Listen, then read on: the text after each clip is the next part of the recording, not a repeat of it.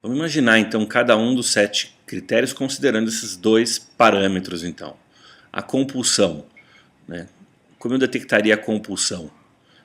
Né? Eu detectaria a compulsão ao longo da história de uso dele, quando ele me contar aqui que em alguns momentos ele usava mais do que ele desejava, né? Que ele já tentou parar algumas vezes e não conseguiu, de que ele passou até algum tempo usando menos, mas logo ele voltou a usar mais. Isso então para a gente pensar na compulsão. Como eu conseguiria ver a tolerância? Essa talvez seja uma das mais objetivas e fáceis, né? Ele vai contar então que foi aumentando o uso dele ao longo dos anos, né?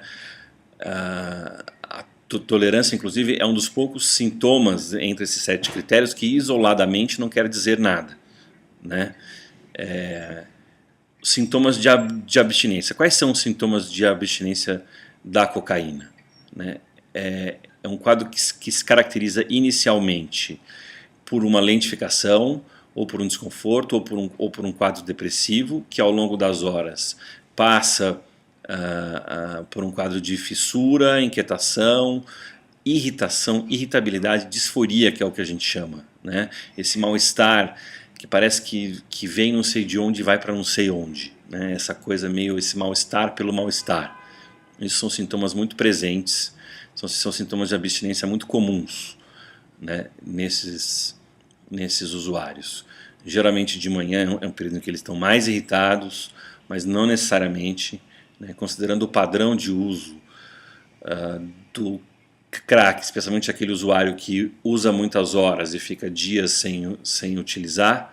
Não é incomum então eles usarem, se ficarem um pouco deprês nas primeiras horas depois desses dias usando, vão ficando paulatinamente bem, até o momento que se sentem até bem, dispostos, estáveis. Depois vem chegando uma irritação, uma fissura, uma irritabilidade, e aí ele acaba recaindo. Né? Então isso tudo já era um prenúncio, já é uma fissura, já é uma abstinência, que geralmente ele já tem um padrão de evitação, e aí já é o 4º critério. Né? Então a gente vai notar, por ele estar evitando sintomas, um padrão de consumo mais ou menos óbvio, mais ou menos claro, mais ou menos previsível.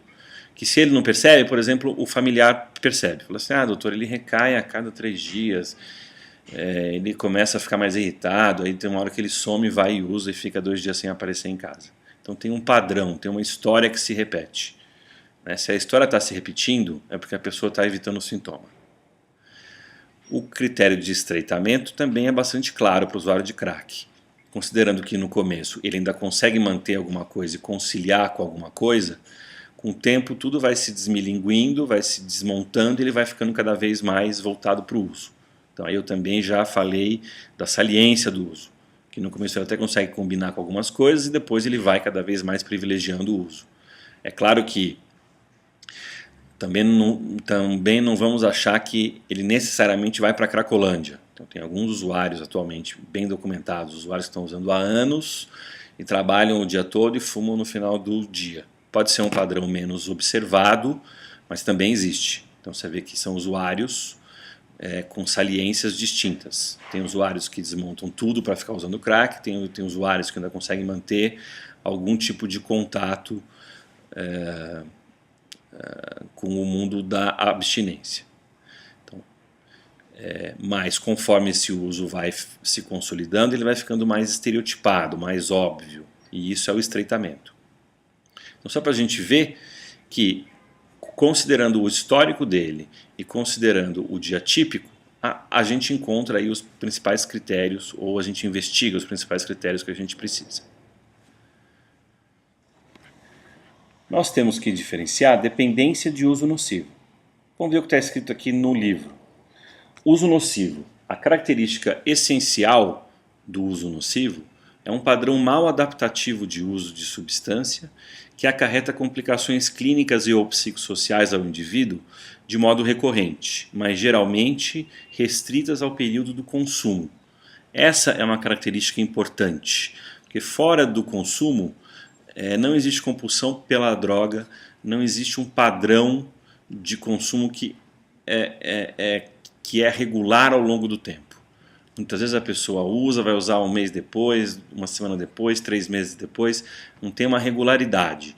Mas sempre que o consumo acontece, ele acontece de forma mal adaptada. Ou seja, o indivíduo tem problema sempre que usa. É claro que para o crack, né, que é uma droga geralmente associada a padrões de consumo mais graves, né, às vezes parece difícil diferenciar.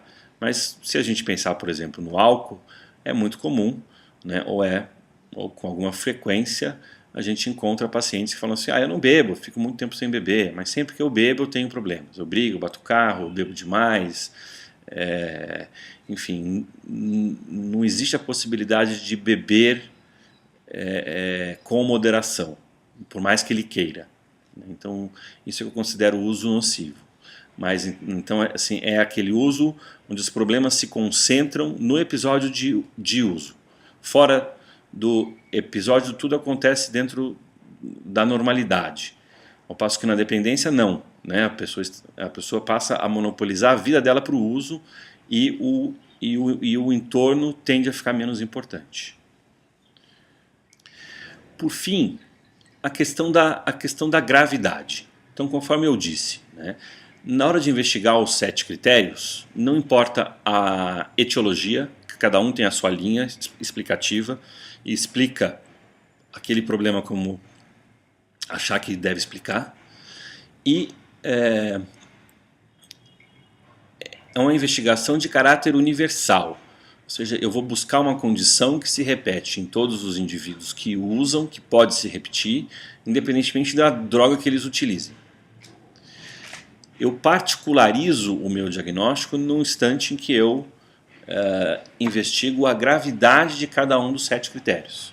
Então aqui, há pouco, eu citei o exemplo do usuário de crack, que conseguia trabalhar durante o dia e usava só no final do dia, e o usuário que vivia lá na Cracolândia. Se eu investigar os critérios, eu talvez encontre os 7 critérios para os dois, mas a gravidade é diferente. O primeiro, o usuário demonstra que ele tem uma capacidade maior de se organizar. Né? Ele consegue trabalhar ainda, por mais precário que isso seja, por melhor que ele pudesse ser ainda, por mais que isso esteja prejudicando a vida dele, esse alguém que me mostra que tem ainda alguma organização. Né? Ele não é tão compulsivo, ele ainda consegue, ele não deixa a saliência do uso prejudicar tanto outros campos da vida dele.